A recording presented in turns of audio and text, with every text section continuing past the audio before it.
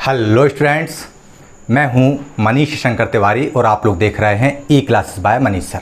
आज हम कक्षा 10 एमपी बोर्ड के स्टूडेंट्स के लिए विशेषकर, चूँकि पिछले साल जब एमपी बोर्ड का सिलेबस बदला था क्लास 9th के लिए, आप लोग वही स्टूडेंट्स हैं। अब आप 10th क्लास में आ गए हैं तो आपको नया सिलेबस मिल गया। अच्छा, एक अच्छी बात यह है कि इस बार एमपी बोर्ड का कोई भी स्टूडेंट एग्ज़ाम अगर दिया है तो वह फेल नहीं हुआ है। दैट मीन्स वो तो चला गया 11th क्लास में। और जो 10th में रह गया है, मान लो वो दोबारा 10th में पढ़ना चाहता है अपना श्रेणी सुधारने के लिए, तो उसके लिए ये नया सिलेबस होगा। तो क्लास 10th के लिए आज हम शुरुआत करने जा रहे हैं इतिहास विषय से। सामाजिक विज्ञान विषय का जो इतिहास की एक अलग से किताब आई, 4 किताबें आई हैं। इसमें इतिहास का जो बुक है उस टेक्स्ट बुक की पहले अध्याय की हम आज शुरुआत करेंगे। और अध्याय का नाम है यूरोप में राष्ट्रवाद। अच्छा, यूरोप शब्द से आप लोग अपरिचित शायद नहीं होंगे। जब 9th क्लास में हम लोग पढ़ रहे थे तो हमने पढ़ा था यूरोप का एक राष्ट्र था फ्रांस, यूरोप का ही एक राष्ट्र था जर्मनी, यूरोप का ही एक राष्ट्र था रूस। मतलब हमने यूरोप के अलग अलग देशों के बारे में पढ़ाई की है। अब अभी मैंने राष्ट्र और देश 2 शब्दों का प्रयोग किया। तो यहाँ पर आप लोग देखिएगा, यूरोप में राष्ट्रवाद, मतलब यूरोप एक महाद्वीप है। उस महाद्वीप पे तो राष्ट्रवाद का सवाल ही नहीं होता, चूँकि महाद्वीप है वो तो।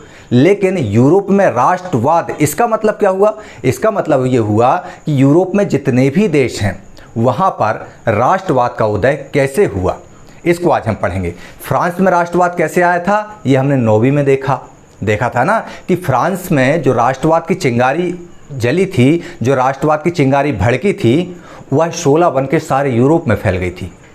और उसी फ्रांस के राष्ट्रवाद ने रूस को अपनी चपेट में लिया, उसी फ्रांस के राष्ट्रवाद ने जर्मनी को अपनी चपेट में लिया। और इस तरह से लगभग यूरोप के बहुत सारे देश, बहुत सारे राष्ट्र, बहुत सारे राज्य अब राष्ट्रवाद की चपेट में आने लगे थे। मतलब वहाँ पर हमने देखा कि जिस तरह से भारत में, पुराने भारत में राजाओं का राज था, अलग अलग क्षेत्रों में राजा राज करते थे, ऐसे यूरोप का हाल था। यूरोप का जो महाद्वीप है, उस यूरोप महाद्वीप के अलग अलग राज्य थे, अलग अलग राष्ट्रों में वो विभाजित है। वहाँ पर अलग अलग राष्ट्रों में छोटे छोटे कुछ बड़े राजा राज करते थे। हमने फ्रांस के राजा के बारे में जाना था, वो किस वंश का था? बूर्बो राजवंश का था। फिर हमने जार निकोलस द्वितीय के बारे में जाना, जो रूस का राजा था। फिर हमने जर्मनी के राजा की बात की थी, केसर विलियम द्वितीय की। तो इस तरह से हमने देखा था कि राजाओं को उनकी गद्दियों से हटाकर, उनकी सत्ता से हटाकर, मतलब राजतंत्र को खत्म करके लोकतंत्र की स्थापना की। यही राष्ट्रवाद की पहली सीढ़ी थी, यही राष्ट्रवाद की तरफ बढ़ा हुआ कदम था। तो चलिए आज हम अध्याय आरंभ करते हैं कक्षा 10 के लिए। वे विद्यार्थी जो बदले हुए पाठ्यक्रम को 9वीं में पढ़ के आए थे, यदि आप लोगों ने फ्रांसीसी क्रांति वाले चैप्टर को बहुत अच्छे से पढ़ा है, यदि आप लोगों ने रूसी क्रांति और यूरोप में वो साम्राज्यवाद वगैरह अच्छे से पढ़ा है, यदि आपने हिटलर का उदय और राष्ट्रवाद को अच्छे से पढ़ा है जर्मनी में, तो आपको इस अध्याय को पढ़ने में बहुत आनंद आने वाला है। इस चीज़ को आपको बहुत अच्छे से समझना होगा। जो भी चीज़ समझ में ना आए उसको कमेंट बॉक्स में ज़रूर लिखिएगा। यदि आपको कहीं भी कोई भी डाउट रह जाता है इसको पढ़ते समय, इसको देखते समय, इसको समझते समय। और एक महत्वपूर्ण बात, जब इस कंटेंट को आप देख रहे हैं वीडियोस को, तो आप अपनी इतिहास की किताब को अपने साथ में लेकर बैठें।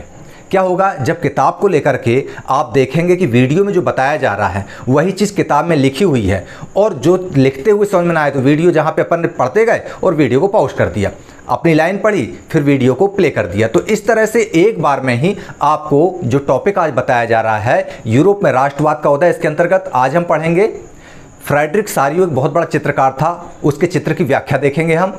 इसके बाद हम देखेंगे अर्नस्ट रेनन, एक फ्रांसीसी विचारक थे, उनके हिसाब से राष्ट्र क्या है ये देखेंगे। और इसके बाद हम देखेंगे फ्रांसीसी क्रांति और राष्ट्र का विचार। तो चलिए हम आरंभ करते हैं यूरोप में राष्ट्रवाद का यह पहला अध्याय कक्षा 10 के लिए, यूरोप में राष्ट्रवाद का उदय।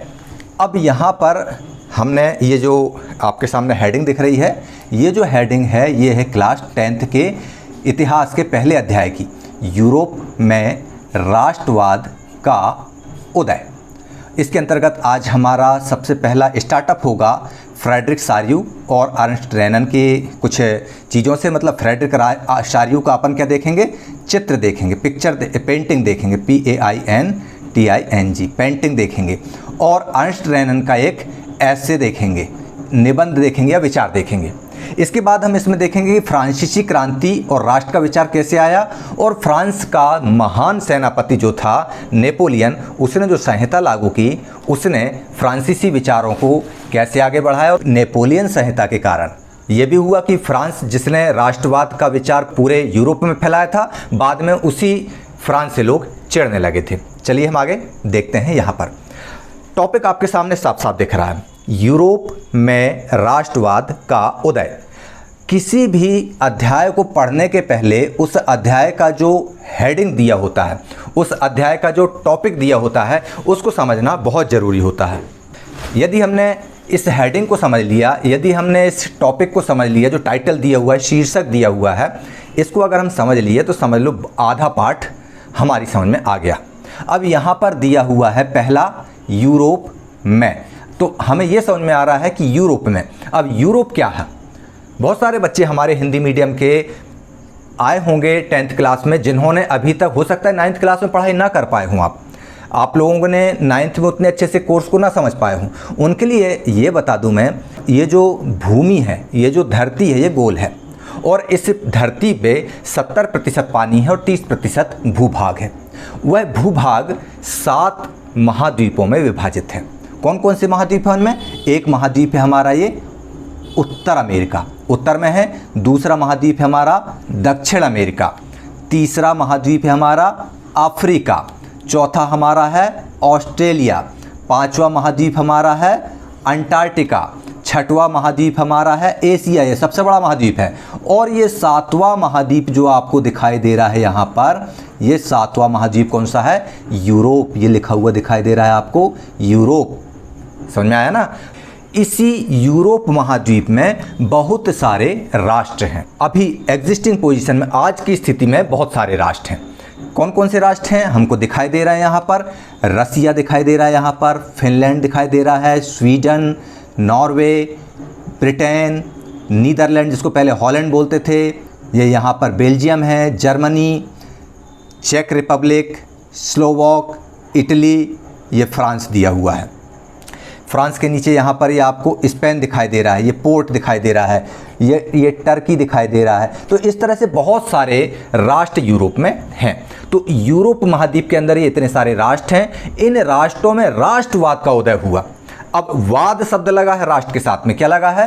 राष्ट्र के साथ में लगा हुआ है वाद शब्द। अब वाद शब्द से आप भलीभांति परिचित होंगे, इससे भाई भतीजावाद, मतलब अपने भाइयों और अपने भतीजों के प्रति पक्षपात करना, भाई भतीजावाद हो गया। फिर एक शब्द और सुना होगा, क्षेत्रवाद, मतलब अपने ही क्षेत्र के विकास के लिए काम करना, ये कहलाता है क्षेत्रवाद। आतंकवाद, मतलब आतंकवादियों के लिए काम करना, आतंकवाद कहलाता है। तो इसी तरह से राष्ट्र के साथ जब वाद शब्द जुड़ जाता है तो हो जाता है राष्ट्रवाद, मतलब अपने राष्ट्र के लिए सब कुछ करने के लिए तैयार रहना, अपने राष्ट्र के प्रति समर्पित होना, राष्ट्रवाद कहलाता है। का उदय, उदय यानी राइजिंग, तैयार होने, जैसे सूरज उदय होता है ना, स्टार्ट होता है पूर्व से, इसी तरह से राष्ट्रवाद का उदय होना मतलब जस्ट आरंभ होना। किस तरह से राष्ट्रवाद का उदय यूरोप में हुआ, इस बात को हम आज यहाँ पर अध्ययन करेंगे, इस बात को आज हम यहाँ पर समझेंगे। तो तैयार हैं आप लोग? चलिए आगे बढ़ें। चलिए आगे बढ़ते हैं। सबसे पहले हम चर्चा करते हैं फ्रेडरिक सारियू नाम के एक व्यक्ति की। एक बहुत अच्छा चित्रकार था ये फ्रेडरिक सारियू। इसने एक चित्र बनाया था। तो क्या किया था इसने?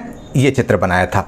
इस पाठ की जो शुरुआत होती है, यूरोप में राष्ट्रवाद का उदय, इस पाठ की शुरुआत इस चित्र से होती है। आप किताब उठाकर देखिए, किताब में लिखा हुआ है, चित्र बना हुआ है, और चित्र का टाइटल है विश्वव्यापी प्रजातांत्रिक और समाज और सामाजिक गणराज्यों का स्वप्न।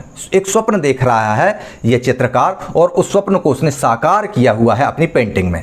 इस चित्र के माध्यम से हम इस चित्र की चर्चा आगे करेंगे। हुआ क्या था एक्चुअल में? 1848 की बात है। फ्रांसीसी कलाकार, मतलब फ्रांस का ही एक कलाकार था, उसका नाम था फ्रेडरिक सारियू। उसने 4 चित्रों की एक श्रृंखला जारी की, एक श्रृंखला बनाई 4 चित्रों की। यहाँ पर आपको ये दिख रहे हैं चारों चित्र। एक चित्र ये है, दूसरा चित्र ये है, तीसरा चित्र ये है और चौथा चित्र ये है। इस तरह से उसने 4 चित्रों की एक श्रृंखला बनाई जिसमें उसने अपने सपनों का एक संसार रचा। इन 4 चित्रों में उस फ्रेडरिक सारियू नाम के कलाकार ने, चित्रकार ने एक सपनों का संसार रचा। मतलब उसके शब्दों में अगर हम जाएं कि उसने ये दर्शाने की कोशिश की कि जनतांत्रिक और सामाजिक गणतंत्र मिलकर कैसे बनेंगे, कैसे होंगे। और इस श्रृंखला का जो पहला चित्र था उस पर हम चर्चा करेंगे इस अध्याय में, जो आपकी किताब में सबसे पहले टॉपिक आरंभ होने के साथ ही दिया है। इस श्रृंखला का पहला चित्र ये दिख रहा है आपको। इस श्रृंखला के पहले चित्र में यूरोप और अमेरिका के लोग दिखाए गए हैं। अब आप लोगों के दिमाग में फिर क्वेश्चन आना चाहिए, नहीं आ रहा है तो आना चाहिए भाई। देखो, अगर अच्छे स्टूडेंट हो तो आपके दिमाग में सवाल उठते रहना चाहिए पढ़ते समय। एक एक लाइन, एक एक शब्द क्या कह रहा है, इसको यदि आप लोग अंडरलाइन करते हुए पढ़ते चलेंगे ना तो आपको एक बार में ही ये पूरा पाठ क्लियर हो जाएगा। इस श्रृंखला के पहले चित्र में जो आपको स्क्रीन पर दिखाई दे रहा है, इस चित्र में यूरोप और अमेरिका के लोग दिखाई दे रहे हैं। अब भैया हमने कैसे पता किया या ये चित्र वाले देख के कैसे समझ रहे हैं कि ये यूरोप और अमेरिका के लोग हैं? तो आपको बता दें कि ये जो झंडे दिखाई दे रहे हैं ना, ये झंडा यहाँ पर दिखाई दे रहा है, ये अमेरिका का, और ये बाकी के जो झंडे दिखाई दे रहे हैं ये फ्रांस का, जर्मनी का और चेक रिपब्लिक और ये पोलैंड, हॉलैंड, ये सारे ये यूरोप के देश हैं। तो इस तरह से हम ये कह सकते हैं कि यूरोप और अमेरिका के लोग इस चित्र में दिखाई पड़ रहे हैं। ये चीज़ समझ में आ गई ना। और कैसे पहचाने ये चीज़? हमने इस चीज़ को इस तरह से पहचाना उनके देश के झंडों से। यदि भारत का तिरंगा झंडा यहाँ पर दिख रहा हो तो बताइए आप, कहीं दिख रहा है क्या? नहीं दिख सकता। क्यों? क्योंकि यहाँ पर यूरोप और अमेरिका के लोग ही दिख रहे हैं, एशिया महाद्वीप के लोग यहाँ पर नहीं दिख रहे हैं। ठीक है ना। आगे बढ़ते हैं हम। सभी उम्र और सामाजिक वर्गों के स्त्री पुरुष एक लंबी कतार में स्वतंत्रता की जो प्रतिमा है उसकी वंदना करते हुए आगे बढ़ रहे हैं।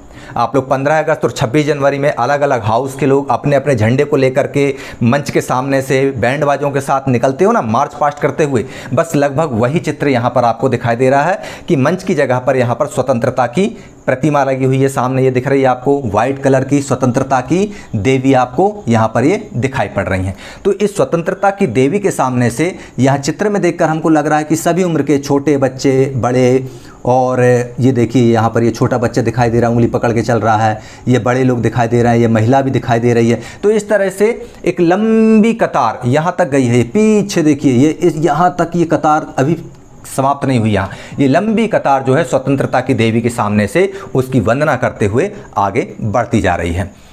अब आपको याद होगा जब हम फ्रांसीसी क्रांति पढ़ रहे थे कक्षा 9 में, 9th क्लास में जब हमने फ्रांसीसी क्रांति को पढ़ना आरंभ किया था तो हमने क्या देखा था कि स्वतंत्रता को वहाँ पर एक महिला के रूप में दर्शाया गया था। वो जो फ्रांसीसी कलाकार थे वो स्वतंत्रता को एक महिला के रूप में दर्शाते थे, इस तरह से जैसा कि आपको इस चित्र में दिखाई दे रहा है। इस महिला के एक हाथ में नागरिक एवं अधिकार घोषणा पत्र है और एक हाथ में वो आज़ादी की टोपी है। तो इस तरह से हम लोगों ने देखा था 9th क्लास को पढ़ते समय फ्रांसीसी क्रांति का। यदि आप लोगों ने उसको ना देखा हो तो आपके डिस्क्रिप्शन बॉक्स में हमने 9th क्लास में जो फ्रांसीसी क्रांति अध्याय था उसके सारे लिंक डाल दे रहे हैं। यदि आपको उसको देखना हो, दोबारा देखने की इच्छा हो तो आप उसको ज़रूर देखिए ताकि इस पार्ट से आप उसको लिंकअप कर सकें। तो फ्रांसीसी क्रांति के दौरान बहुत सारे कलाकारों ने स्वतंत्रता को एक महिला के रूप में दिखाया था। और महिला कैसे वस्त्र पहने हुए थे? फ्रांस के राष्ट्रीय ध्वज में जिन रंगों का प्रयोग किया गया है उन रंगों का प्रयोग उसने किया था।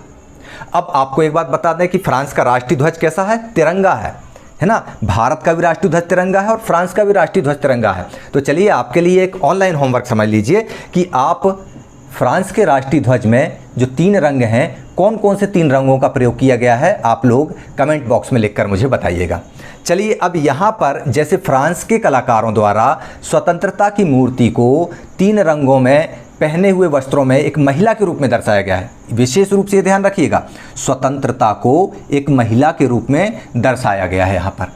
और आप यहाँ भी ज्ञानोदय की मिसाल पहचान सकते हैं। मतलब यहाँ पर ये देखिए, फिर से देखिए, ये जो स्वतंत्रता की देवी की प्रतिमा ये दिख रही है आपको वाइट कलर में, ये इसको हमने उभार के दिखाया।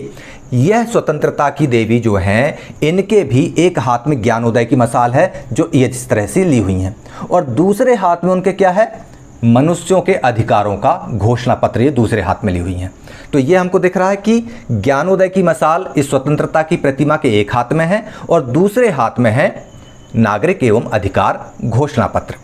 और प्रतिमा के ठीक सामने ये एक सर्किल में आपको दिख रहा होगा निरंकुश संस्थानों के ध्वस्त अवशेष बिखरे हुए हैं। यहाँ गौर से आप देखिए कि ये देखिए, ये लुई 16वें का मुकुट, ये देखिए आप केसर विलियम द्वितीय का मुकुट, ये देखिए ये आप जार निकोलस का मुकुट, ये मतलब जितने भी वहाँ साम्राज्य थे, इन राजाओं की गर्दन काट के और उनके मुकुटों को यहाँ पर दर्शाया गया है। और ये जो मलबा दिखाई दे रहा है, ये राजमहलों के मलबे हैं, मतलब राजतंत्र के खात्मे को प्रदर्शित किया जा रहा है इन बिखरे हुए अवशेषों के माध्यम से। ये बताया जा रहा है कि जनता ने राजतंत्र का खात्मा कर दिया है, स्वतंत्रता की देवी को प्रणाम करते हुए आगे बढ़ रहे हैं और बोल रहे हैं कि हमने राजतंत्र को खत्म कर दिया है और लोकतंत्र की स्थापना हमारे देशों में कर ली है। अब कैसे कर ली है, ये चीज़ आपको आगे समझना है। चलिए आगे बढ़ें, यहाँ तक आपको समझ में आ गया होगा। अब सारियू का जो कल्पना दर्श है, मतलब इसको जो सारियू, फ्रेडरिक सारियू यहाँ पर दिखा रहा है, ये एक्चुअल में यूटोपियन व्यू कहलाता है इंग्लिश में। तो यूटोपियन व्यू मतलब इसको हम ये कहेंगे कि एक ऐसी कल्पना जो असंभव सी लगती हो, मतलब जिसका निकट भविष्य में संभव होना या साकार होना बहुत कठिन है। तो ऐसा एक उन्होंने यूटोपियन व्यू, एक ऐसी चीज़ सोची फ्रेडरिक सारियू ने कि दुनिया के लोग अलग अलग राष्ट्रों के समूह में बटे हुए हैं और उनकी पहचान किससे हो रही है? उनकी पहचान उनके कपड़ों और राष्ट्रीय पोशाक से होती है। राष्ट्रीय पोशाक मतलब तिरंगे के ध्वज के समान जो उनकी पोशाकें हैं उससे। और स्वतंत्रता की मूर्ति से कहीं आगे इस जुलूस का नेतृत्व कौन कर रहा है, इसमें ये दिखाया गया है। देखिए स्वतंत्रता की ये जो मूर्ति आपको यहाँ पर ये दिखाई दे रही है वाइट कलर में, और इससे आगे यहाँ पर ये गोल घेरे में आपको दिखाई दे रहा है, ये नेतृत्व कर रहा है अमेरिका, संयुक्त राज्य अमेरिका, और उसके थोड़ा सा आगे है स्विट्ज़रलैंड, जो राष्ट्र राज्य बन चुके थे, मतलब उन्होंने उस समय तक आज़ादी हासिल कर ली थी। ये स्वतंत्रता की देवी के बहुत आगे खड़े हैं, देखो, मतलब आज़ादी हासिल करके, स्वतंत्रता हासिल करके वे काफ़ी आगे निकल चुके हैं। अंग्रेज़ों की गुलामी से संयुक्त राज्य अमेरिका भी मुक्त हो गया था और स्विट्ज़रलैंड भी राजशाही से मुक्त हो चुका था। ये राष्ट्र राज्य बन चुके थे, मतलब नेशन स्टेट का दर्जा इनको मिल चुका था। और जस्ट फ्रांसीसी तिरंगा आपको यहाँ पर इसके सामने दिखाई दे रहा है। ये देखिए, ये स्विट्ज़रलैंड का झंडा है, ध्यान रखिएगा, और ये है संयुक्त राज्य अमेरिका का झंडा। तो ये जो गोल घेरे में दिखाई दे रहा है, इन्होंने आज़ादी हासिल कर ली है। अब स्वतंत्रता की देवी के जस्ट सामने ये तिरंगा फ्रांस का दिखाई दे रहा है, ये तिरंगा फ्रांस का दिखाई दे रहा है, मतलब फ्रांस ने अभी अभी आज़ादी हासिल की है, अभी अभी राजतंत्र का उन्मूलन किया है और अभी अभी लोकतंत्र को हासिल किया है। और उसके पीछे जर्मनी के लोग हैं, उसके पीछे स्वतंत्रता की देवी के थोड़ा सा पीछे जर्मनी के लोग हैं जो काला, लाल और सुनहरा झंडा थामे हुए हैं। ये काला, लाल और सुनहरा झंडा थामे हुए हैं, मतलब ये अभी अभी आज़ाद होने के लिए प्रयास कर रहे हैं, आगे बढ़ रहे हैं कि फ्रांस के बाद जर्मनी वह राष्ट्र है जिसने आज़ादी हासिल की है। ये इस चित्र का जो विवरण है, इस चित्र का जो कहने का तात्पर्य है, इस चित्र का जो अर्थ है, वह हम आपको स्पष्ट कर रहे हैं। ये चीज़ आपकी समझ में आ गया होगा कि अमेरिका और स्विट्ज़रलैंड आज़ाद हो चुके थे, वे आगे बढ़ गए, अभी अभी फ्रांस आज़ाद हुआ और जर्मनी आज़ादी को हासिल करने ही वाला है। अब जर्मनी ने जो झंडा थामा हुआ है वह एक्चुअल में 1848 की उसकी उदारवादी उम्मीदों की अभिव्यक्ति है, जिनमें अनेक जर्मन भाषी रियासतों को एक प्रजातांत्रिक संविधान के अंतर्गत एक राष्ट्र राज्य में गठित करने की चाह थी। मतलब उन्होंने अभी राष्ट्र राज्य का दर्जा हासिल नहीं किया था, चाह थी, लेकिन उनको सफलता मिलने ही वाली थी। इसलिए फ्रांस के बाद जर्मनी आया है। जर्मनी के बाद ऑस्ट्रिया का झंडा हमको दिखाई दे रहा है। ऑस्ट्रिया के बाद ये 2 सिसिलियों के झंडे हैं, उनकी राजशाही है। इसके बाद Lombardy, Poland, Ireland, England, Hungary, रूस, इस तरह से तमाम यहाँ पर हम देख रहे हैं कि ये जो है एक लंबी लाइन है, अपने अपने राष्ट्र के ध्वजों के साथ में, ये लंबी लाइन के साथ में ये चले आ रहे हैं। मतलब जिस क्रम में जिसको आज़ादी मिल रही है उस क्रम में वह खड़ा हुआ है और स्वतंत्रता की देवी के सामने से वह आगे बढ़ता जा रहा है। ठीक है ना, ये चीज़ आपकी समझ में आ गई होगी। अब इस चित्र को सार्वभौमिकता, इस चित्र को एक पूरा भाईचारे से जोड़ने के लिए कलाकार ने एक बहुत ऊंचा काम किया। वो काम ये किया कि ऊपर स्वर्ग से ईसा मसीह भी इस दृश्य को देख रहे हैं, संत महात्मा इस दृश्य पे नज़रें जमाए हुए हैं, जो कहते हैं देवदूत हैं, जो ईश्वर के फरिश्ते हैं, वो भी इस दृश्य को देखकर आनंदित हो रहे हैं। मतलब जैसे हमारे भारत में हम देखते हैं कि स्वर्ग से देवता पुष्प वर्षा करते हैं, ठीक उसी तरह से चित्रकार ने इस चित्र का सहारा लेकर ईश्वर को इन दृश्यों को देखते हुए बताया गया है, चित्रित किया हुआ है। चित्रकार ने इन दृश्यों का इस्तेमाल क्यों किया है? इसलिए किया है ताकि दुनिया के राष्ट्रों के बीच में भाईचारे का प्रतीक दिखाई दे। क्यों? क्योंकि ये सारे जितने भी लाइन लगाए हुए देश खड़े हुए हैं, ये ईसा मसीह को मानने वाले देश थे, ईसा मसीह की पूजा करने वाले थे, ईसाई धर्म को मानने वाले ये देश थे। अलग अलग शाखाएं भले हों ईसाई धर्म की, लेकिन ये सारे ईसाई धर्मावलंबी थे। इसीलिए जब ऊपर से ईसा मसीह इनको देखते हैं तो चाहे वो रूस हो, चाहे वो अमेरिका हो, चाहे वो जर्मनी हो, सबके मन में ये भाव आता है कि हाँ, हमारा ईश्वर हमको देख रहा है, हम सब आपस में भाई भाई हैं। तो ये जो ऊपर से फरिश्ते ईसा मसीह और संत महात्माओं को देखते हुए बताया जा रहा है, ये राष्ट्रों के बीच भाईचारे का प्रतीक के रूप में कार्य कर रहे हैं। ये चीज़ भी आपकी समझ में आ गई होगी। अब इस पाठ को पढ़ते हुए जो नए शब्द आए हैं वो आपकी स्क्रीन पर देख रहे हैं। एक आया है निरंकुशवाद। निरंकुश शब्द से हम लोग 9th क्लास में परिचित हो चुके हैं। निरंकुश मतलब जिसके ऊपर किसी का कोई अंकुश ना हो, वह राजा जो मनमानी करता हो, मेरा वचन ही शासन, समझ लो निरंकुशवाद। दूसरा शब्द आया है कल्पनादर्श या यूटोपिया, मतलब एक ऐसे समाज की कल्पना करना जिसमें आदर्श इतना बड़ा हो जाए कि उसका साकार होना लगभग असंभव हो जाए। जैसा कि फ्रेडरिक सारियू ने अपने चित्र में किया है कि ऐसा हो जाए, लेकिन ऐसा होना संभव प्रतीत नहीं होता है। चलिए आगे बढ़ते हैं। अब इस अध्याय को, अभी हमारा अध्याय आरंभ नहीं हुआ है, अभी इसका परिचय चल रहा है। इस अध्याय में ऐसे कई विषय उठाए जाएंगे जिनकी काल्पनिक अभिव्यक्ति फ्रेडरिक सारियू ने इस चित्र में की है। ये काल्पनिक अभिव्यक्तियां हैं जो फ्रेडरिक सारियू ने अपने चित्र में की है। और हम देखते हैं कि 19वीं सदी आती है और 19वीं सदी के दौरान राष्ट्रवाद एक बहुत बड़ी ताकत बनकर उभरता है। कहाँ उभरता है? यूरोप में बहुत बड़ी ताकत बनकर उभरता है राष्ट्रवाद। यूरोप की अगर हम बात करें तो आपको यहाँ पर दिखाई पड़ ही रहा है ऊपर, ये यूरोप है। अब इस यूरोप में क्या होता है, राष्ट्रवाद जब ताकत बनकर उभरता है तो वहाँ के राजनीतिक और मानसिक जगत में बहुत बड़ा परिवर्तन आ जाता है। जब राष्ट्रवाद की भावना वहाँ पर पनपती है कि हाँ, ये हमारा राष्ट्र है, हाँ, ये हमारा देश है, तब उनके अंदर जो भावनाएं आती हैं, उन भावनाओं से वहाँ की राजनीति बदल जाती है। मतलब राजतंत्र से लोकतंत्र स्थापित हो जाता है और मानसिकता बदल जाती है। मतलब ये भाव आ जाते हैं कि ये मेरी भूमि है, ये मेरे पितृभूमि है, ये मेरी मातृभूमि है, मेरा जुड़ाव इस भूमि से है। ये परिवर्तन बहुत बड़ा परिवर्तन हो जाता है। इन परिवर्तनों से अंततः यूरोप के बहुराष्ट्रीय वंशीय साम्राज्यों के स्थान पर राष्ट्र राज्य का उदय होता है। कैसे? यहाँ पर ये देखिए चित्र में, ये जो है ये रूस का पुराना नक्शा है। जब यूरोप में विभिन्न विभिन्न जगहों पर राजतंत्र थे, ये मुकुट जुत्ते आपको दिख रहे हैं, रूसी साम्राज्य का मुकुट, स्वीडन साम्राज्य का मुकुट, इंग्लैंड की महारानी का मुकुट, फ्रांस के राजा का मुकुट दिख रहा है, जर्मनी के राजा का मुकुट दिख रहा है, ये आपको ऑटोमन साम्राज्य दिख रहा है यहाँ पर। तो ये जितने मुकुट दिख रहे हैं ना, ये राजतंत्र की निशानियाँ हैं। और ये कैसे राजतंत्र हैं? अनेक राष्ट्रों को इन्होंने निगल लिया था। अपने विजयी अभियान चला करके आसपास के सारे देशों को इन्होंने अपने अंदर समाहित कर लिया था। और इनके अलग अलग वंश थे। रूस में इनका वंश का नाम था जारशाही, फ्रांस में बूर्बो राजवंश था, जर्मन में कोई और राजवंश होगा। जैसे भारत में थे ना मगध राजवंश, मौर्य राजवंश, शुंग राजवंश, हूण राजवंश, गुप्त राजवंश, वाकाटक, चोल, चेर, पांड्य, ऐसे भारत में हैं। तो इसी तरह से यूरोप में भी अलग अलग राजवंशों के साम्राज्य स्थापित थे। इन साम्राज्यों को ध्वस्त कर दिया गया, हटा दिया गया और इनके स्थान पर ये देखिए पूरा नक्शा बदल गया। जिन पर कब्जा किया था इन राजाओं ने, वे राज्य जो है मुक्त हो गए थे, आज़ाद हो गए थे। और आज़ादी के बाद राष्ट्र राज्य के रूप में यहाँ पर जनता का शासन स्थापित हो गया। मतलब राष्ट्रवाद का उदय हो गया।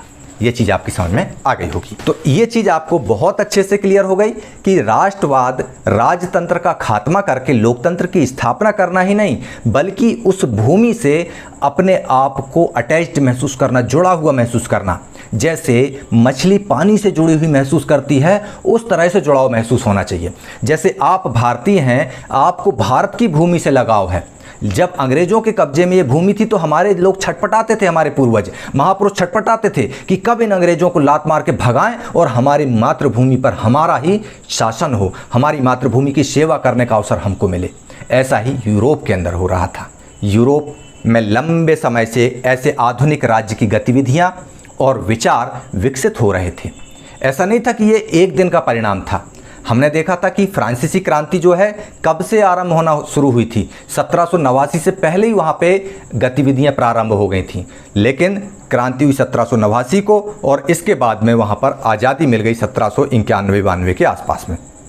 92-93 के बाद भले आतंक का राज आ गया वहाँ पर, लेकिन लंबे समय तक वहाँ पर ऐसे लोग गतिविधियाँ करते रहे, विचार विकसित करते हुए आगे बढ़ते रहे। अच्छा, ये क्या विचार विकसित करते थे कि मान लो राजा को हटा दिया तो जितने वहाँ पर स्वतंत्रता संग्राम सेनानी थे राजवंश के खिलाफ, क्या वे चाहते थे कि इसके बाद मैं राजा बन जाऊँगा? नहीं, ऐसा नहीं था। वे लोग स्पष्ट रूप से परिभाषित करते थे। उन लोगों का ये मानना था कि जैसे मान लो फ्रांस ने बेल्जियम के ऊपर कब्जा कर लिया है, तो बेल्जियम के लोगों का ये सोचना था कि हम फ्रांस को वहाँ से हटा दें। जैसे अमेरिका के ऊपर ब्रिटेन का कब्जा था, तो अमेरिका के लोग ये सोचते थे कि हम ब्रिटेन को वहाँ से हटा दें और हमारी प्रभुसत्ता कायम हो। हमारी मतलब हम जनता के लोगों के बीच में से ही एक आदमी वहाँ पर केंद्रीय शक्ति के रूप में सरकार के बन के आए, सरकार के रूप में वहाँ पर आए। ठीक इस तरह से जैसे यहाँ पर दिखाई दे रहा है चित्र में कि एक केंद्रीय प्रभुसत्ता हो, लेकिन वह प्रभुसत्ता कैसी हो? वह प्रभुसत्ता केवल उस शासक में ही निहित ना हो, बल्कि उसको चुनने वाले अधिकांश नागरिक, मतलब जो नागरिक हों वो, और जो चुनकर आया हुआ है केंद्रीय सत्ता का प्रमुख है, जो शासक है, वो उनकी साझा पहचान हो, वो भी भारतीय हो, जनता भी भारतीय हो। ये भाव उनके अंदर आए, साझा इतिहास हो उनका, साझा विरासत की भावना हो उनकी। ये चीज़ें उनके अंदर थीं। किनके अंतर्गत? यूरोप में जो अलग अलग राज्य थे, उन राज्यों में राष्ट्र की कल्पना करने वाले जो राष्ट्रवादी लोग थे, जो लोकतंत्रवादी लोग थे, उनके मन में ये भाव थे।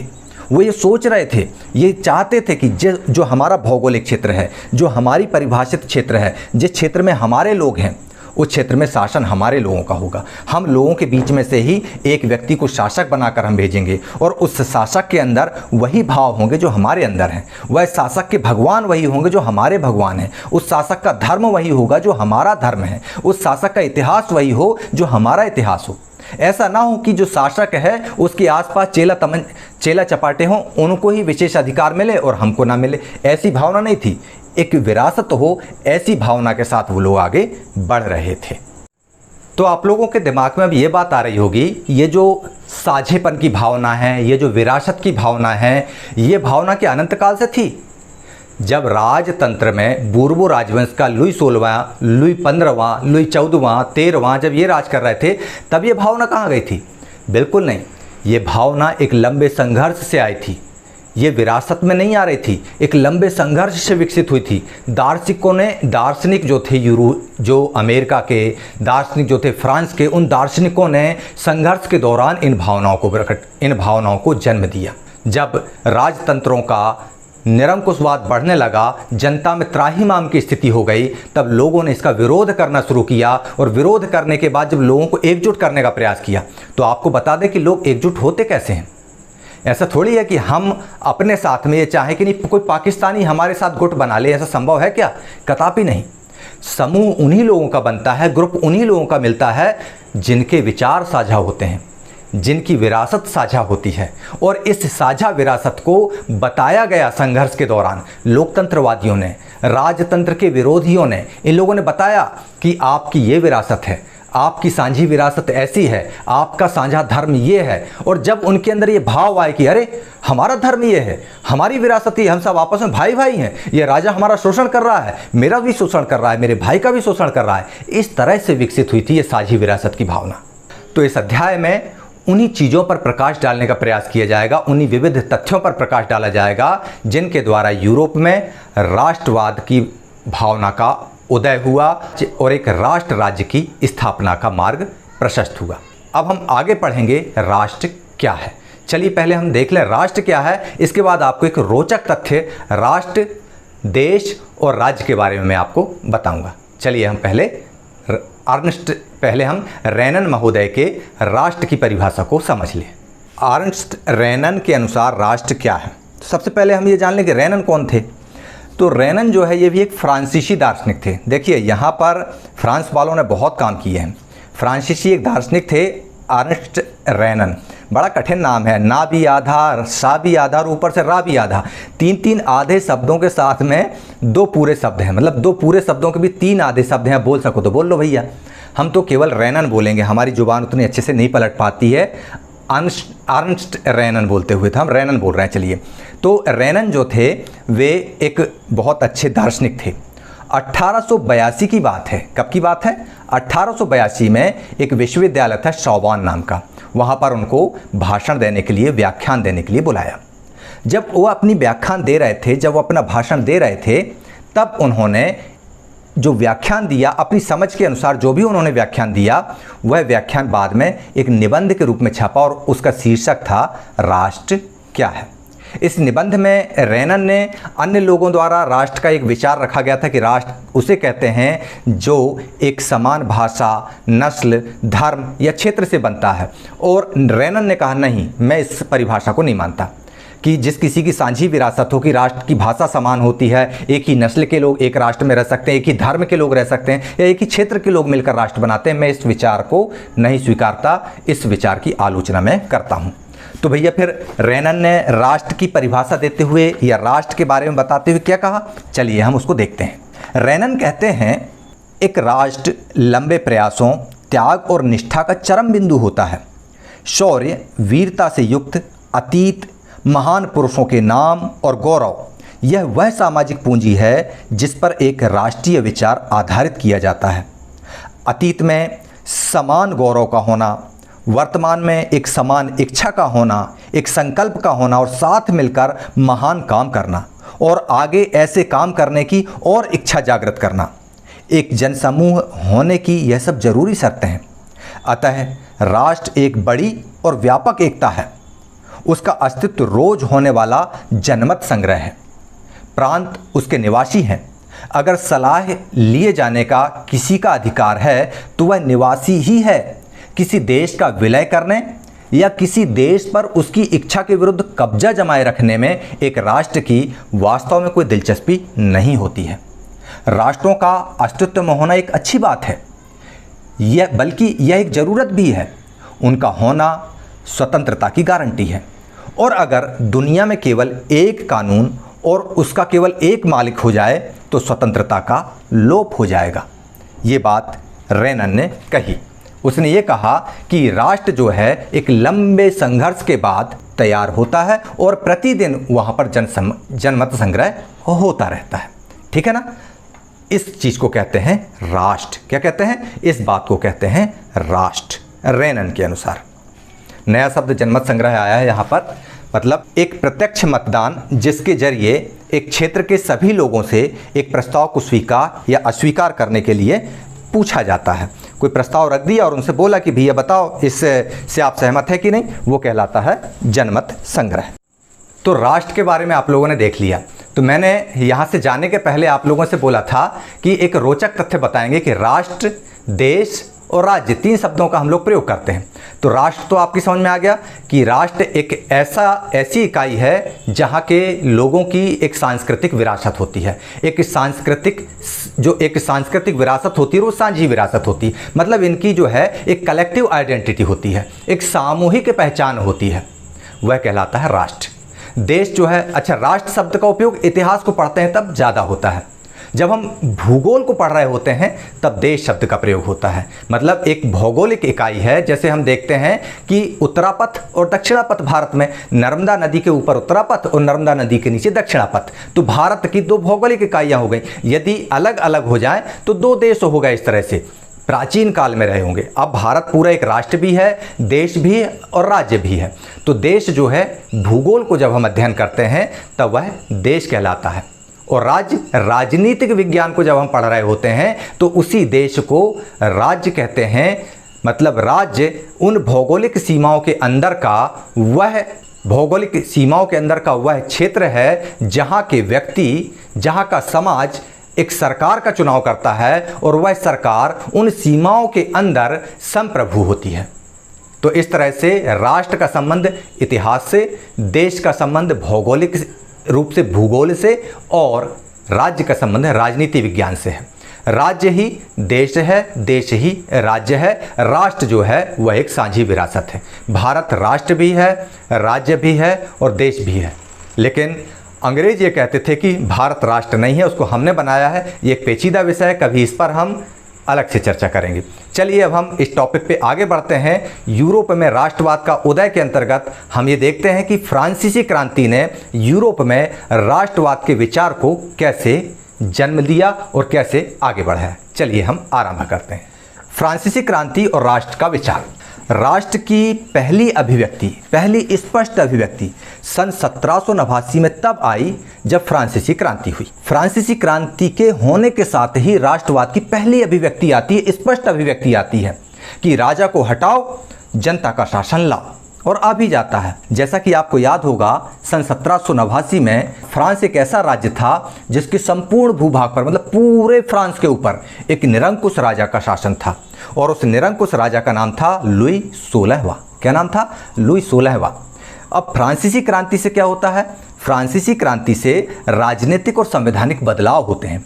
राजा को जेल में डाल दिया जाता है, जेल में डालने के बाद उसकी हत्या कर दी जाती है, हत्या करने के बाद उसके राज मुकुट को फेंक दिया जाता है, राज मुकुट को उसके सिर से हटा करके और उसकी जगह पर लोकतंत्र की स्थापना कर दी जाती है।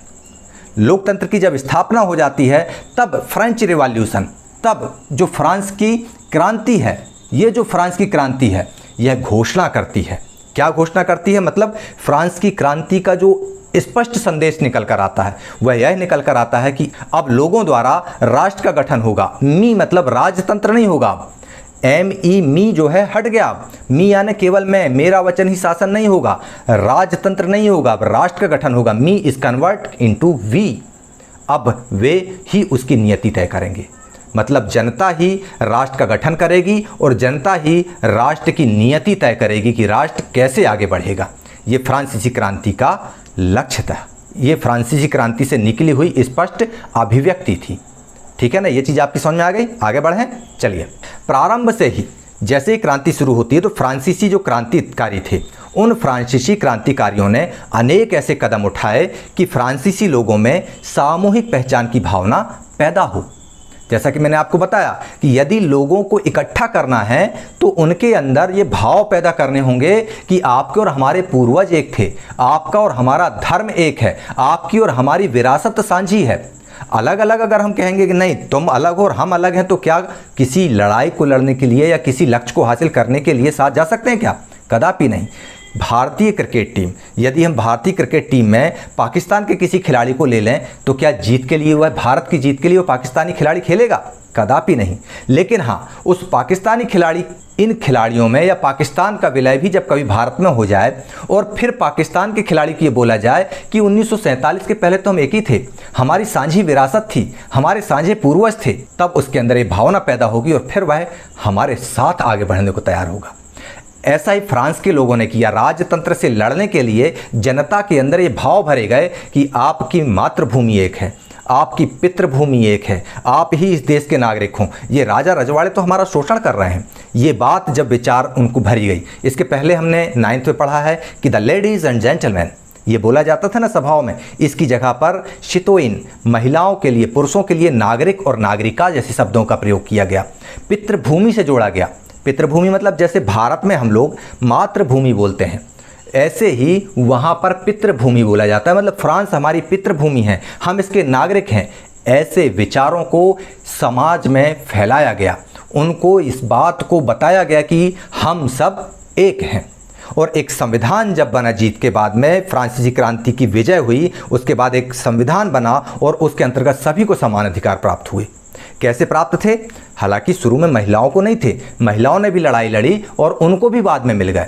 और जब अंत हुआ, फ्रांस में राजतंत्र की पूर्णतः स्थापना हो गई, तो जो राजतंत्र का झंडा था उसको हटा करके उसकी जगह पर 3 रंगों का एक झंडा, तिरंगा फ्रांस ने चुन लिया और उसे ही फ्रांस का राष्ट्रध्वज मान लिया गया। ये चीज़ आपकी समझ में आ गई? ठीक है ना? चलिए हम आगे बढ़ते हैं।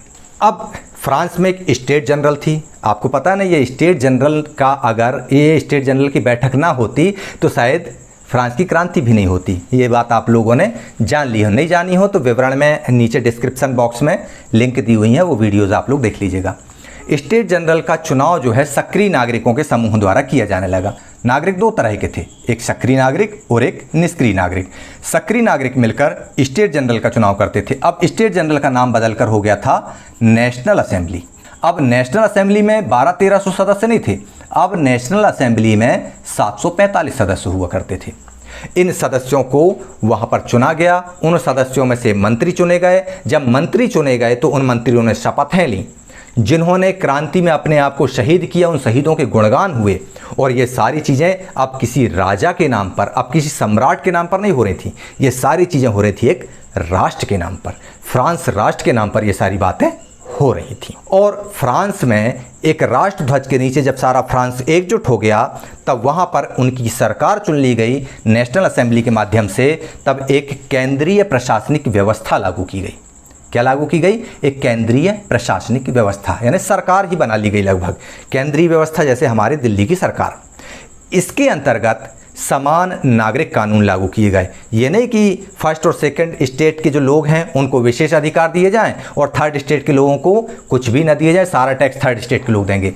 ये व्यवस्था समाप्त कर दी गई और समान नागरिक संहिता लागू कर दी गई।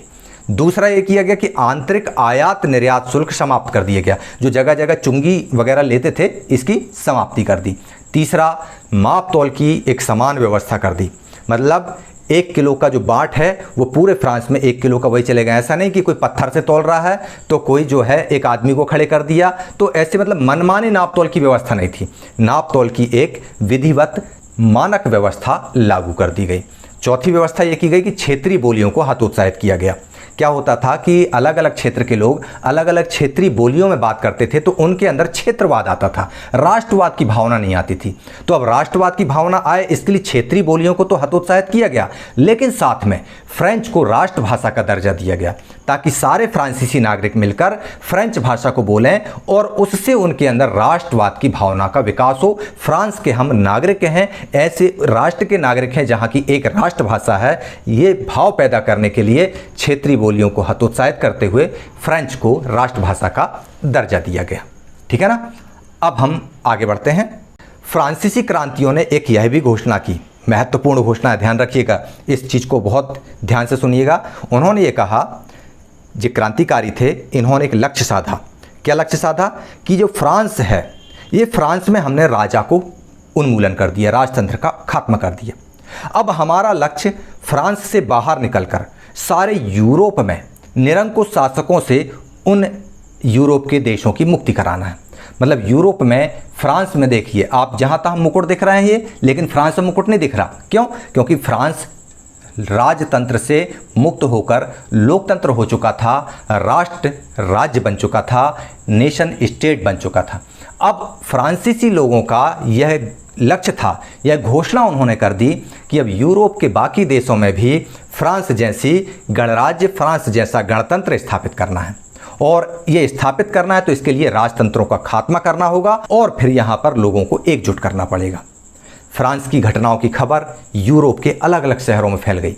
ये पता चल गया कि फ्रांस में वहाँ की जनता ने जीत हासिल कर ली, जनता का शासन आ गया, जनता का शासन आ गया। अखबारों में छपने लगा, पूरे देश में, पूरी दुनिया में, पूरी यूरोप में खबर फैल गई कि फ्रांस में जनता का शासन आ गया, राजतंत्र खत्म हो गया। अब क्या हुआ? फ्रांस के अलग अलग शहरों में जो स्टूडेंट थे, जो पढ़े लिखे मीडियम क्लास के लोग थे, उन लोगों ने अपने अपने क्लब बनाना शुरू कर दिए, टीम बनाना शुरू कर दी और जैकोबिन क्लब्स की स्थापना करने लगे अपनी अपनी जगहों पर।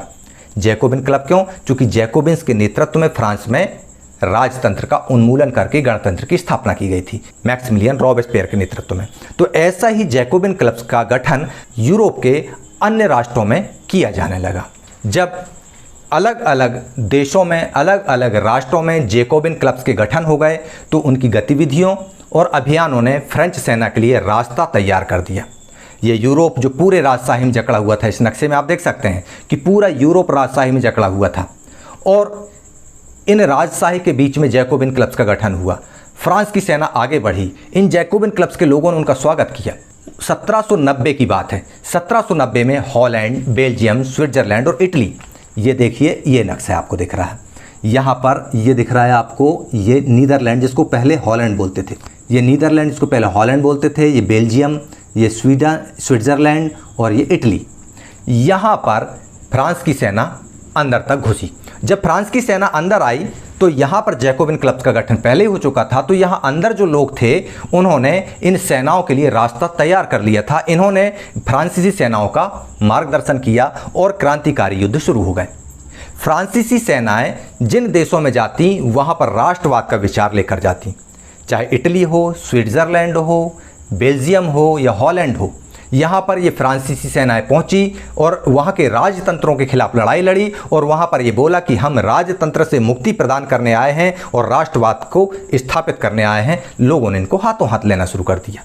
इस तरह से फ्रांसीसी सेनाएं जहाँ जहाँ पर भी यूरोप के देशों में जाती वो ये कहती कि हमने राजतंत्र का खात्मा करके राष्ट्रतंत्र को मतलब गणतंत्र की स्थापना की और आपके राज्य में भी, आपके राष्ट्र में भी यही करेंगे। और आपको याद होगा बहुत अच्छे से कि फ्रांसीसी क्रांति में जब राजा की हत्या हो जाती है तो इसके बाद रॉबेस्पियर मैक्सिमिलियन वहाँ का बॉस बनता है, आतंक का राज कायम होता है।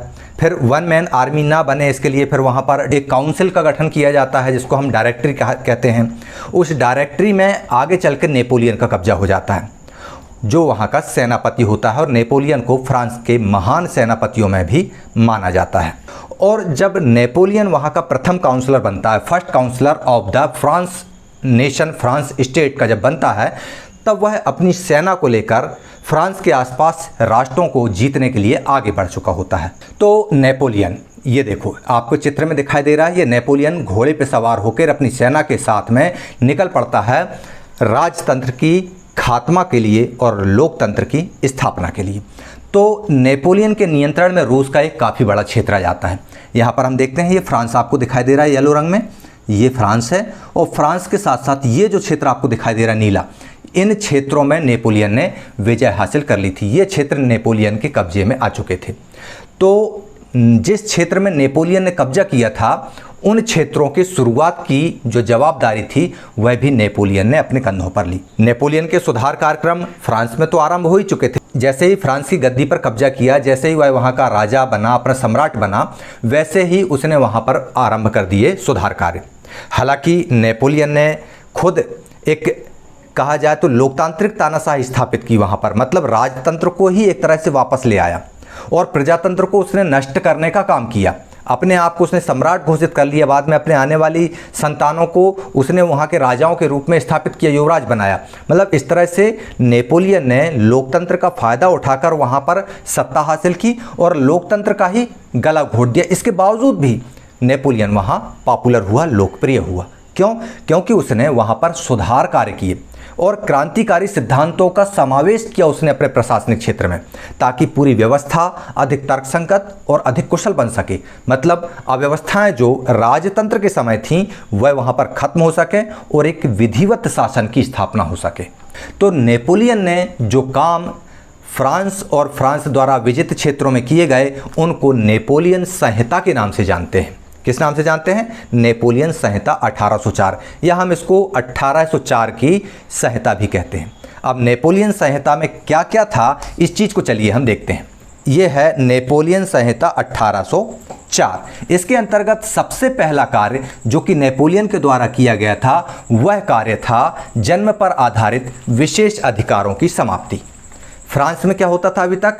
जन्म लेने वाले प्रथम स्टेट और द्वितीय स्टेट के लोगों को कर नहीं देना और ढेर सारी सुविधाओं का उपयोग करना, ये जन्म आधारित विशेष अधिकार प्राप्त थे। और इन अधिकारों को नेपोलियन ने समाप्त कर दिया। बोले नहीं, जन्म से किसी को कोई अधिकार नहीं मिलेगा, कर्म के आधार पर अधिकार मिलेगा। जो अच्छा काम करेगा उसको पुरस्कार मिलेगा, जो खराब काम करेगा उसको दंड मिलेगा। बहुत अच्छा काम था नेपोलियन का, सभी लोगों ने इसकी सराहना की। दूसरा जो कार्य किया नेपोलियन ने वह था कानून सभी के लिए बराबर, समान नागरिक संहिता, कॉमन सिविल कोड की स्थापना नेपोलियन ने की कि हमारे फ्रांस राज्य में, हमारे फ्रांस राष्ट्र में जितने भी नागरिक हैं सभी के लिए कानून बराबर होंगे, चाहे वो पादरी हो, चाहे वो कुलीन वर्ग का हो, चाहे वो मोची का काम करने वाला हो, चाहे वह मजदूरी करने वाला हो या किसान हो, कानून सबके लिए बराबर होगा। ये बात दूसरी नेपोलियन संहिता की थी और यह बात भी लोगों को बहुत पसंद आई। तीसरी जो बात नेपोलियन संहिता में थी वह थी संपत्ति का अधिकार सभी के लिए हो। हालांकि संपत्ति को लेकर के काफ़ी वहाँ पर विवाद था। जो विशेष अधिकार प्राप्त वर्ग था उसी के पास संपत्ति थी, बाकी लोगों के पास नहीं थी। तो यहाँ पर नेपोलियन ने यह भी काम बहुत अच्छा किया कि चाहे गरीब गुरबा हो चाहे अमीर हो, सबके लिए संपत्ति का अधिकार होगा। किसी की संपत्ति छुड़ाई नहीं जाएगी, किसी की संपत्ति को छीना नहीं जाएगा, बल्कि यदि कोई गरीब भी संपत्तिवान होता है तो उसका भी स्वागत किया जाएगा। संपत्ति का अधिकार सभी के लिए समान रूप से होगा। यह बात भी सभी को बहुत अच्छी लगी। और अगला जो कानून था, अगला जो सुधार था वह था प्रशासनिक विभाजन का सरलीकरण।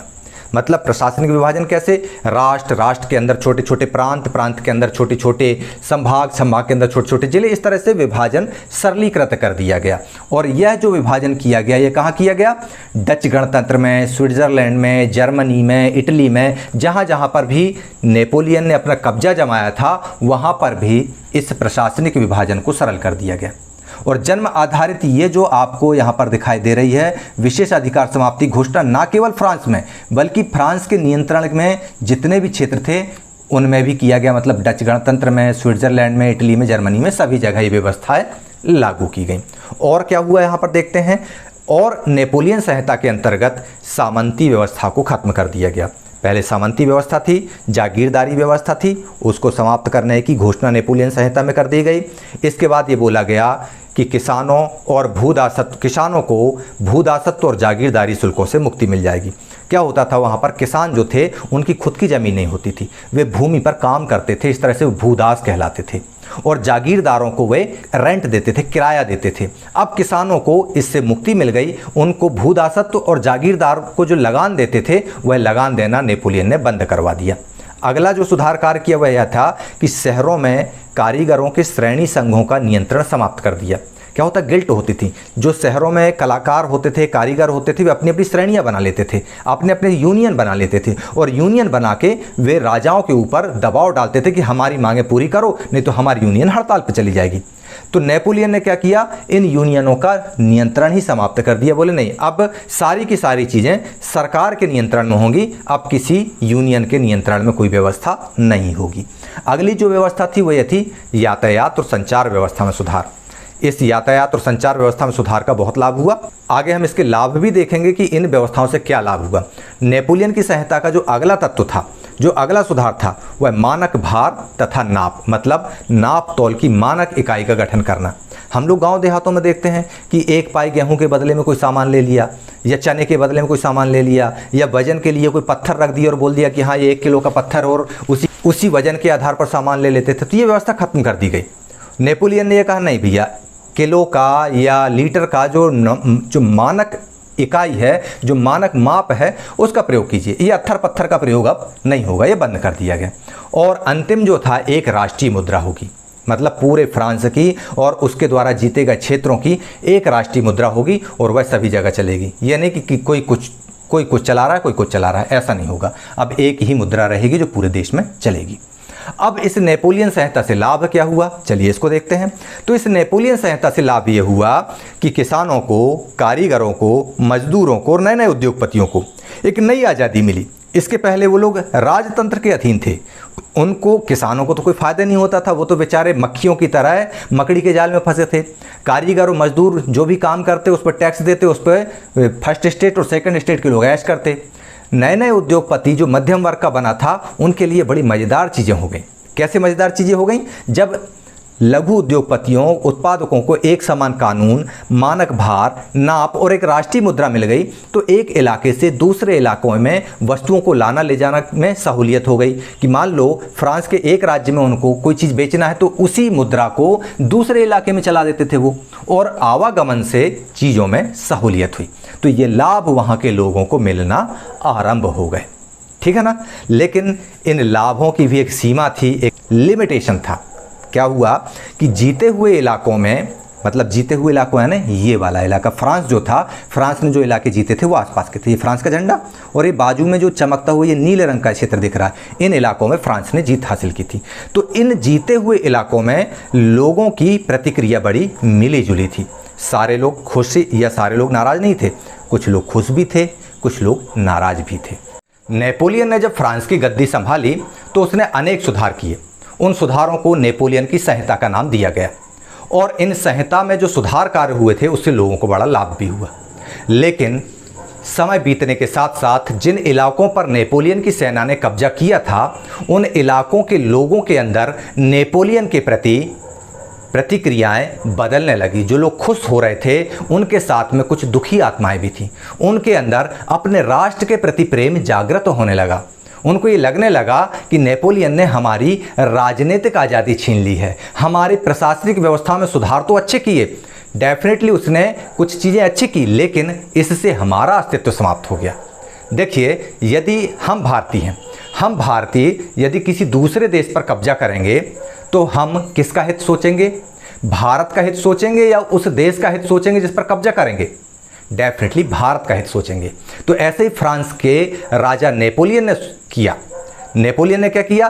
फ्रांस के हितों को साधते हुए दूसरे देशों में प्रशासनिक सुधार किए, और ये बात वहाँ के लोगों के अंदर घर करती गई, और धीरे धीरे करके नेपोलियन का जो रथ था उसका पहिया डगमगाने लगा। क्या होता है, चलिए हम आगे देखते हैं। क्या होता है फ्रांस में, जो फ्रांसीसी शासन, इस तरह से इसको देखें हम, जो फ्रांस की जो सेना थी, जब फ्रांस की सेना ने अपना कब्जा जमाने के लिए यहाँ पर बढ़े, यहाँ बढ़े, जब यहाँ बढ़े तो यहाँ पर जो जैकोबिन क्लब्स के लोगों ने अपने क्लब गठन कर लिए थे, उन्हें इन फ्रांस की सेनाओं का स्वागत किया। और कैसे स्वागत किया कि ये हमको आज़ादी दिलाने आ रहे हैं, राजतंत्र से मुक्ति दिलाने आ रहे हैं। लेकिन जल्द ही यह शुरुआती उत्साह दुश्मनी में बदल गया, जब उन लोगों के लगने लगा इन नई प्रशासनिक व्यवस्थाओं से हमको राजनीतिक स्वतंत्रता नहीं मिल रही है, ये जितना भी काम किया जा रहा है ये फ्रांस की राजनीतिक स्वतंत्रता के अधीन किया जा रहा है, हमारे लिए कोई काम नहीं किया जा रहा। जो टैक्स बढ़ाए जा रहे थे, जो सेंसरशिप लागू की गई थी, और बाकी और यूरोप को जीतने के लिए अभी तक फ्रांस ने क्या किया था? फ्रांस ने हॉलैंड को जीता, बेल्जियम को जीता, स्विट्ज़रलैंड को जीता, जर्मनी के कुछ भाग और इटली के कुछ भाग। अब इस जीत का दायरा बढ़ाने के लिए इन क्षेत्रों से जबरन सेना में सैनिक भर्ती किए जाने लगे। जब जबरन सेना में भर्ती हो रहे थे तो उसका नुकसान प्रशासनिक परिवर्तनों से मिले फायदे से कहीं ज़्यादा हो गया। मतलब जान की कीमत चुकानी पड़ रही थी अब तो यहाँ पर। जो प्रशासनिक परिवर्तनों से नेपोलियन की जो संहिता से जो फायदे हुए थे, वो फायदे नुकसान में बदलते जा रहे थे। वो फायदे कम थे, उसकी बजाय बढ़ा हुआ टैक्स, सेंसरशिप और बाकी यूरोप को जीतने की लालसा में जो सेना में भर्ती की जा रही थी, उससे हो रहा नुकसान ज़्यादा था। और इस वजह से ये जो पूरा यूरोप है, यहाँ पर हम देखते हैं इस यूरोप में इस फ्रांस ने क्या किया? इस फ्रांस ने इस एरिया में कब्जा किया, और इस कब्जा करने के बाद इस कब्जा करने वाले क्षेत्र में उन्होंने जो सुधार किए, इन सुधारों से हॉलैंड, बेल्जियम, जर्मनी के कुछ भाग, स्विट्ज़रलैंड, इटली और ये क्रोशिया वगैरह, यहाँ के लोग नाराज़ हो गए। इनको ये लगने लगा कि ये तो हमारी राजनीतिक स्वतंत्रता का हनन हो रहा है।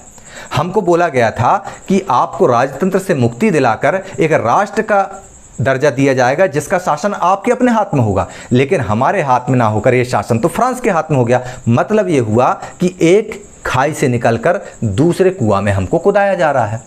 जब ये बात उनको समझ में आने लगी तो उनका उत्साह समाप्त हो गया।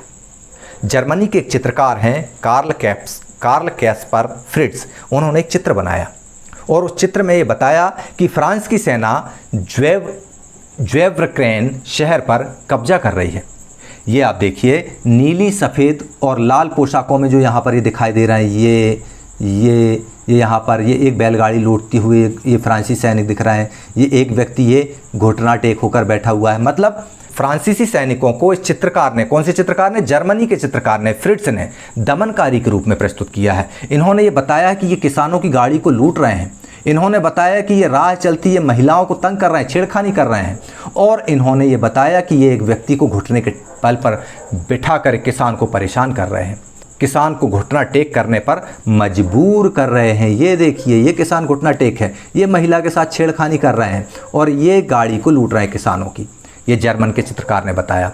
और जर्मनी के जो स्वतंत्रता संग्राम सेनानी थे, उन्होंने स्वतंत्रता का वृक्ष लगाया और उस वृक्ष में एक पट्टी लगाई और उस पट्टी पर लिखा, हमसे आज़ादी लो और समानता ले लो, हमसे आज़ादी और समानता ले लो। यह मानवता का आदर्श रूप है।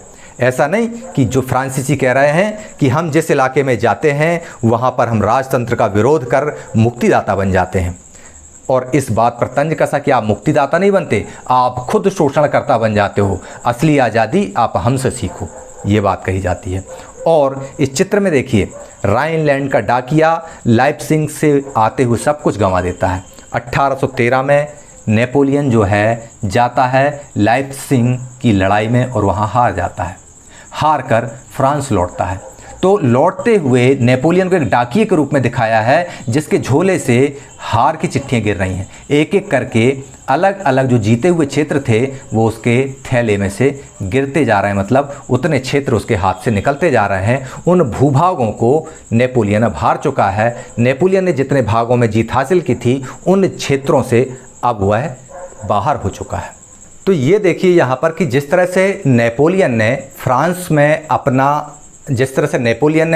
में फर्स्ट काउंसलर के रूप में सत्ता हासिल की और इसके बाद वह सेना का नेतृत्व करते हुए यूरोप के अन्य राज्यों को जीतने चल पड़ा और ये कहते जाता कि हम राजतंत्र का विरोध करते हैं, ख़त्म करते हैं उनको, और उनका ख़त्म करके आपको राजतंत्र से मुक्ति प्रदान कर रहे हैं और आपको लोकतंत्र के राह पर ले जा रहे हैं। लेकिन वहाँ के लोगों को, बेल्जियम के लोगों को, हॉलैंड के लोगों को, जर्मनी के लोगों को, इटली के लोगों को लगने लगा कि अरे ये तो बेवकूफ़ बना रहा है, हमारे राजा से मुक्ति दिलाने की बात करता है और ख़ुद हमारा राजा बन के बैठ रहा है। और यही होता है कि वह एक युद्ध में जाता है 1813 में, वहाँ से हारता है और जब लौटता है तो धीरे धीरे करके नेपोलियन के हाथ से जीते हुए क्षेत्र निकल जाते हैं। क्यों निकल जाते हैं? क्योंकि जीते हुए क्षेत्रों के लोगों के अंदर राष्ट्रवाद की भावना जन्म ले लेती है। उनके अंदर ये भाव आ जाते हैं कि राजतंत्र से मुक्ति पाना है तो किसी और का सहयोग नहीं चाहिए हमको, नेपोलियन जैसा सहयोग नहीं चाहिए हमको। राजतंत्र से मुक्ति हासिल करना है तो अपदेवो भव, अपने आप को जागृत करना होगा, अपने हाथ में ज्ञानोदय की मिसाल लेना होगी, तब हम स्वतंत्रता की देवी के सामने प्रणाम करने योग्य बन पाएंगे। तो इस तरह से यूरोप में राष्ट्रवाद का उदय अध्याय का ये पहला चैप्टर था, जिसको थोड़ा सा लंबा हो गया, ये विस्तार से आप लोगों को मैंने बताया। मैं उम्मीद करता हूँ कि आप लोगों को पूरी तरह से समझ में आ भी गया होगा। ना आया हो समझ में तो टुकड़ों में आप ब्रेक कर करके इस चीज़ को देखिए, लेकिन अगर आप इसको बहुत अच्छे से मनोयोग के साथ किताब लेकर बैठते हैं, देखते हैं, तो आपको समझ में आ जाएगा। फिर भी समझ में ना आए तो अपने क्लास टीचर से, अपने सब्जेक्ट टीचर से इस बारे में चर्चा कीजिए। कोई फिर भी कन्फ्यूज़न रह जाए तो आप कमेंट बॉक्स में लिखिए, हम उसका समाधान करने का प्रयास करेंगे। चलिए ठीक है, अब बारी आपकी कि आप इस कंटेंट को देखिए, अपने मित्रों को भी बताइए कि ये कंटेंट कितना अच्छा है या कितना ख़राब है। चर्चा ज़रूर कीजिए, और ख़राब है तो पहली चर्चा मुझसे कीजिए, ताकि मैं आपको अच्छा कंटेंट दे सकूं। अच्छा कंटेंट पढ़ना, क्वालिटी कंटेंट पढ़ना आपका अधिकार है। इसलिए आप सबसे पहले मुझे बताइए कि सर कंटेंट ख़राब था तो मैं इसको रिकंस्ट्रक्ट करूँगा, और यदि अच्छा है तो और अच्छा करने का प्रयास करूँगा। तो चलिए ठीक है, आप लोग देखते रहिए ई क्लासेस बाय मनीष सर, और मुझे इजाज़त दीजिए। जय हिंद, जय भारत।